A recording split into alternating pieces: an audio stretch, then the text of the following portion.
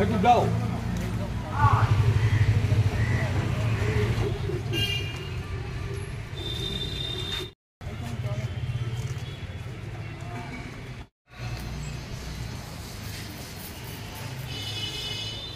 আবর্জনা কেউ সাইডে ফেলবেন না, এর দিকে জলে জমা বসা হয়, নজরটা সেখানে বাড়ির ছাদ কিংবা উঠোনে বৃষ্টির জলে জমে থাকে তা সরিয়ে ফেলুন।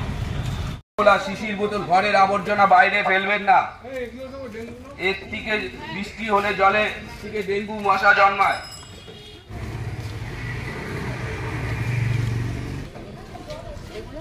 এর মধ্যে ফুলদানির জলের বদলান 7 দিন।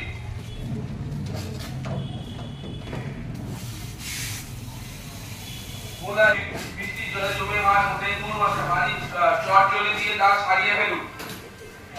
অর্থের অপচয় 2 হয়। পৌর কর্মীদের কাজে চায়ের বা দইয়ের বা ডাবের খোলা শিশির বোতল ঘরের বৃষ্টির জলে জমা হয় মশা, ডেঙ্গুর মশা বাড়ির ছাদ কিংবা উঠোনে বৃষ্টির জল জমে থাকে তা সরিয়ে ফেলুন। তো কেন্দ্র থেকে মশাতে চায়ের বা দইয়ের বা ডাবের খোলা শিশির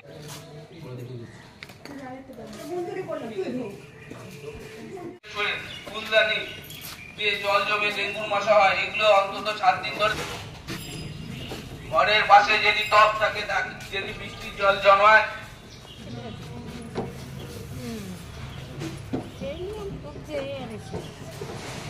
আবর্জনা বাইরে ফেলবেন না, কারণ বর্ষাকালে বৃষ্টির জলে জন্মায় ডেঙ্গুর মশা। খোলা জায়গায় পরিত্যক্ত প্লাস্টিকের কাপ, চায়ের বা কলকাতা পৌরসভা স্বাস্থ্য কেন্দ্র থেকে 97 ওয়ার্ড থেকে আমরা এসছি ডেঙ্গু প্রতিরোধ করতে। আমাদের এখানে স্প্রে করা হচ্ছে, কর্মীরা বাদবাকি আমাদের সার্ভে করছেন, ওদের সাথে আপনারা সাহায্য করুন।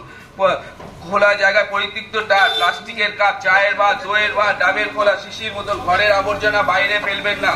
জ্বর হলে আসুন পৌরসভা স্বাস্থ্য কেন্দ্রে, বিনামূল্যে রক্ত পরীক্ষা হয়। এলাকা পরিচ্ছন্ন রাখতে প্রয়োজন স্থানীয় পৌর কর্তৃপক্ষের সাহায্য নিন। পৌর কমিটির সহযোগিতা করুন। ফ্রিজের তেতে জলে আমার ডেঙ্গুর মশা, ফ্রেশ জল ফেলে দিন সপ্তাহে 2 দিন করে।